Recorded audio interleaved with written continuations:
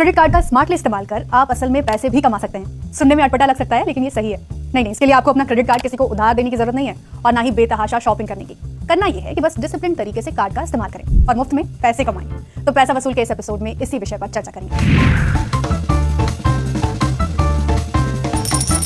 Credit card का इस्तेमाल लोग आमतौर पर शॉपिंग करने या बिलों का भुगतान करने के लिए करते हैं, लेकिन इसे लेकर बहुत सी गलतफहमियां भी पाली जाती हैं। मसलन कि ये तो कर्ज का जाल है, खर्चे बढ़ाता है, क्रेडिट कार्ड कंपनियां गुपचुप तरीके से ब्याज लेती हैं, एक्सेट्रा एक्सेट्रा। इन गलतफहमियों को दूर करने के लिए सबसे पहले ये समझना जरूरी है कि क्रेडिट कार्ड किस प्रिंसिपल पर काम करता है। क्रेडिट कार्ड कंपनी आपको एक तरीके से 30 से 45 दिनों का इंटरेस्ट फ्री लोन देती है, यानी इस दौरान आप क्रेडिट कार्ड से कुछ भी खर्च कर सकते हैं। फिर कंपनी बिल जनरेट करेगी और तय दिन यानी ड्यू डेट पर इसे चुकाने को कहेगी। आप इसे उस दिन या उससे पहले चुका देंगे तो आपको किसी तरह का इंटरेस्ट नहीं देना होगा।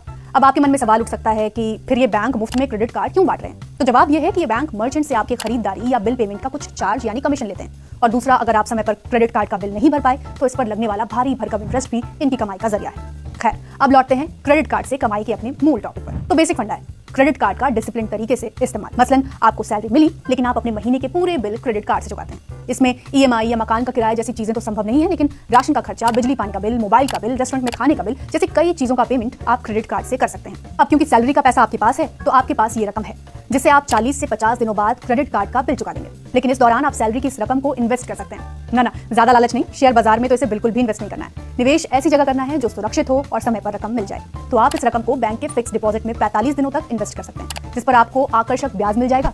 तो हुई ना कमाई फ्री में। दूसरा है नो कॉस्ट ईएमआई से कमाई।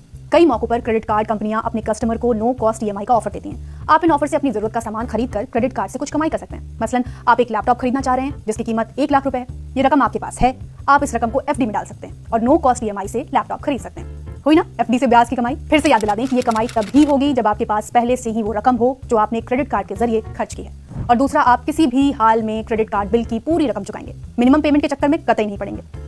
एक और तरीका है कमाई का, कैशबैक रिवॉर्ड्स पॉइंट से।